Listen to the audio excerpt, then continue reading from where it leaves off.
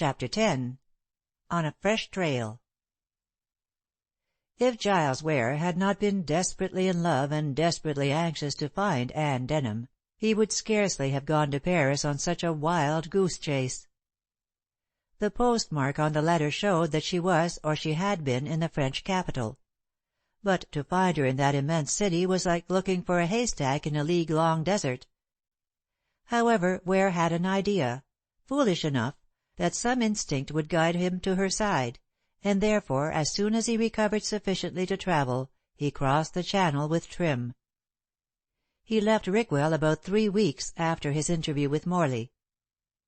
Time enough, as he well knew, for Anne to change her place of residence, but he trusted to luck. For quite a fortnight he explored the city, accompanied by the faithful old servant. Trim had sharp eyes, and would be certain to recognize Anne if she came within eyesight. But in spite of their vigilance and observation, the two saw no one even distantly resembling Anne. Certainly, if Giles had gone to the authorities, who take note of all who come and go, he might have been more successful. But knowing that Anne was wanted by the English police, he did not dare to adopt this method. He was forced to rely entirely on himself, and his search resulted in nothing. "It ain't no good, Master Giles," said Trim for at least the 10th time. "We've lost the scent somehow. Better go back to London. I don't want you to be ill over here, sir, with nothing but foreign doctors to look after you." "I shan't leave Paris until I am certain that she is not in the place," declared Ware resolutely. "Well, sir, I don't know how much more certain you wants to be. We've tramped them boulevards and Champs Elysees till our feet are near dropping off. You're looking a shadow, Master Giles, if you'll excuse an old man as nursed you when you were a baby. She ain't here. Now I shouldn't be surprised if she were in London," said Trim wisely. "What, in the very jaws of the lion? Nonsense." "Oh, but is it, sir? I always heard it said by them as knows that the jaws of the lion is the very last place anyone expects to find them." Trim did not state what "them" he meant. If she went back to Rickwell she would be safe, especially if she laid up in some cottage and called herself a widder. "Trim, you've been reading detective novels." "Not me, sir. I ain't got no time. But about this going back—" "We'll go back to-morrow, Trim," said Ware with sudden resolution, and Trim joyfully departed to pack. It just struck Giles that after all Trim might be right, and that having thrown the police off the scent by going abroad in the yacht, Anne might return to London. She might be there now, living in some quiet suburb, while the police were wasting their time corresponding with the French authorities. Moreover, Ware thought it would be just as well to learn what Steele was doing. He had charge of the case and might have struck the trail. In that case Giles wanted to know, for he could then avert any possible danger from Anne. And finally, he reflected that he might learn something about Anne's friends from the people at the Governess's Institute, where Mrs. Morley had engaged her. If she returned to London, it was not impossible that she might have gone to hide in the house of some friend. Anyone who knew Anne could be certain that she was not guilty of the crime she was accused of, and would assuredly aid her to escape the unjust law. So thought Giles in his ardor. But he quite forgot that everyone was not in love with Anne, and would scarcely help her unless they were fully convinced of her innocence, and perhaps not even then. Most people have a holy horror of the law, and are not anxious to help those in danger of the long arm of justice. However, Giles reasoned as above, and forthwith left Paris for London. He took up his quarters in the Guelph Hotel, opposite the Park, and began his search for Anne again. Luckily, he had obtained from Mrs. Morley the number of the Institute, which was in South Kensington, and the day after his arrival walked there to make inquiries. It was a very forlorn hope, but Ware saw no other chance of achieving his desire. The Institute was a tall red brick house, with green blinds and a prim, tidy look. He was shown into a prim parlour and interviewed by a prim old lady, who wore spectacles and had a pencil stuffed in the bosom of her black gown. However, she was less prim than she looked and had a cheerful old ruddy face with a twinkling pair of kindly eyes. In her heart, Mrs. Cairns admired this handsome young man who spoke so politely, and was more willing to afford him the desired information than if he had been elderly and ugly. Old as she was, the good lady was a true daughter of Eve, and her natural liking for the opposite sex had not been crushed out of her by years of education. Nevertheless, when she heard the name of Anne, she threw up her hands in dismay. "Why do you come here to ask about that unfortunate girl?" she demanded, and looked severely at Giles. Before he could reply, she glanced again at his card, which she held in her fingers, and started. "Giles Ware," she read, drawing a quick breath. "Are you—" "I was engaged to the young lady who was killed," said Ware, surprised. Mrs. Cairns' rosy face became a deep red. "And you doubtless wish to avenge her death by finding Miss Denham?" "On the contrary, I wish to save Miss Denham." "What? Do you not believe her guilty?" "No, Mrs. Cairns, I do not. Everyone says she killed the girl, but I am certain that she is an innocent woman. I come to ask you if you can tell me where she is." "Why do you come to me?" Mrs. Cairns went to see that the door was closed before she asked this question. "I thought you might know of her whereabouts." "Why should I?" "Well, I admit that there is no reason why you should. At least, I thought so before I came here." "And now?" She bent forward eagerly. "Now I think that if she had come to you for refuge she would get help from you. I can see that you also believe her guiltless." "I do," said Mrs. Cairns in a low voice. "I have known Anne for years, and I am certain that she is not the woman to do a thing like this. She would not harm a fly." "Then you can help me. You know where she is?" Mrs. Cairns looked at his flushed face, at the light in his eyes. In her shrewd way she guessed the secret of this eagerness. "Then you love her," she said under her breath. "You love Anne." "Why do you say that?" asked Giles, taken aback. He was not prepared to find that she could read him so easily. "I remember," said Mrs. Cairns to herself, but loud enough for him to hear. "There was a society paper said something about jealousy being the motive of the crime, and—" "Do you mean to say that such a statement was in the papers?" asked Ware angrily, and with a flash of his blue eyes. "It was in none of the big daily papers, Mr. Ware. They offered no explanation. But some society reporter went down to Rickwell to gather scandal from the servants, I suppose." "Off from Mrs. Parry," muttered Giles, then aloud, "Yes?" "Well, this man, or woman, most probably it was a woman, made up a very pretty tale, which was printed in the Firefly." "A scandalous paper," said Ware, annoyed. "What did it say?" "That you were in love with Anne, that you were engaged to Miss Kent, and that to gain you as her husband, Anne killed the girl." "It's a foul lie.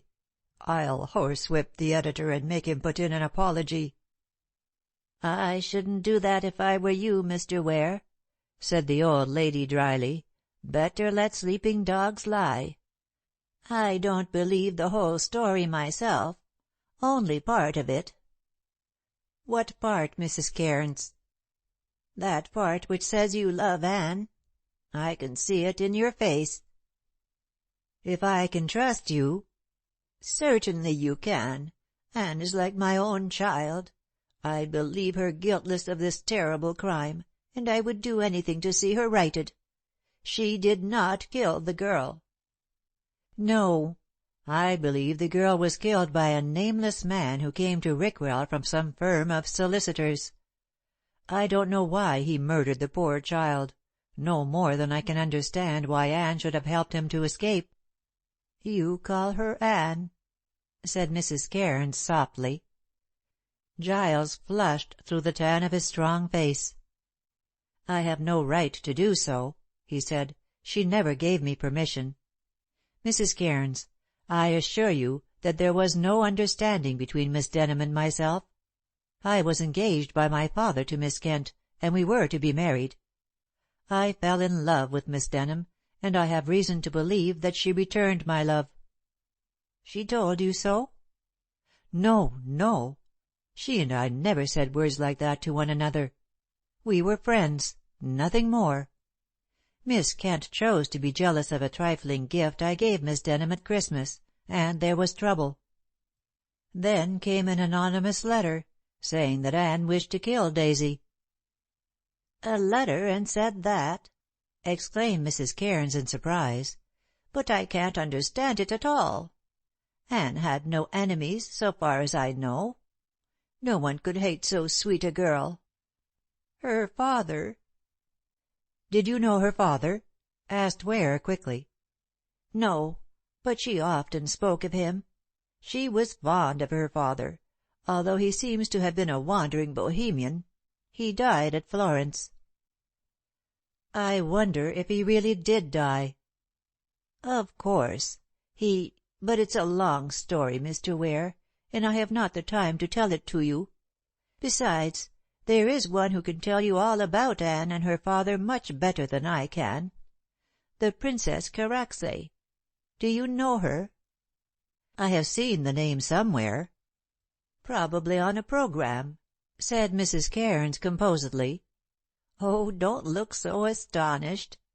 The Princess is really a Hungarian aristocrat. She quarrelled with her people and came to England with very little money. To keep herself alive she tried to become a governess. Afterwards, having a beautiful voice, she became a concert singer. I hear she is very popular." "How should she know about Miss Denham?" "Because if there is any woman to whom Anne would go in her distress, it would be the Princess. She met Anne here while she was a governess, and the two became great friends. They were always together. I do not know where Anne is, Mr. Ware. She did not come to me, nor has she written. But if she is in England, the Princess will know." "Do you think she would tell me?" asked Giles eagerly. "I really don't know. She is romantic, and if she learned that you loved Anne she might be inclined to help you. But that would depend upon Anne herself. How is she disposed towards you?" For answer Giles related the episode of the foreign letter, with the drawing of the coin and the one word, "innocent." Mrs. Cairns listened quietly and nodded. "Evidently Anne values your good opinion. I think you had better tell all this to the Princess." She hastily wrote a few lines. "This is her address." "Oh, thank you, thank you." "And Mr. Ware," added the old lady, laying a kind hand on his arm, "if you hear about Anne, come and tell me. I hope with all my soul that you will be able to save the poor child." "If human aid can prove her innocence, you can depend upon me," was Ware's reply, and, taking leave of Mrs. Cairns, he left the Institute with his heart beating and his head in the air. Giles was glad that his good fortune had led him to meet this true friend of the woman he loved. He was also glad that he had been so open with her about his passion, else she might not have sent him to the Princess Karacsay. As the name came into his mind he glanced down at the paper which he still held. The address of Anne's friend was 42 Gilbert Mansions, Westminster.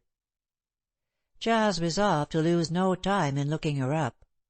She would be able to tell him where Anne was, and also might be able to explain the mystery of Anne's life in general, and her conduct at Rickwell in particular. For there was some mystery about Miss Denham. Ware was quite certain on that point. She had said that her father was dead, and circumstances pointed to the fact that her father was alive and was the nameless man who had appeared and disappeared so suddenly. Then there was the strange episode of the anonymous letter, and the queer reference therein to the Scarlet Cross. Also the fact that the yacht in which Anne had fled was called the Red Cross. All these things hinted at a mystery, and such might in some indirect way be connected with the death of Daisy Kent. Anne had not killed her. But since she had aided the murderer to escape, she must have condoned the crime in some way. Ware shuddered as he looked at the matter in this light. What if Anne knew something about the matter after all?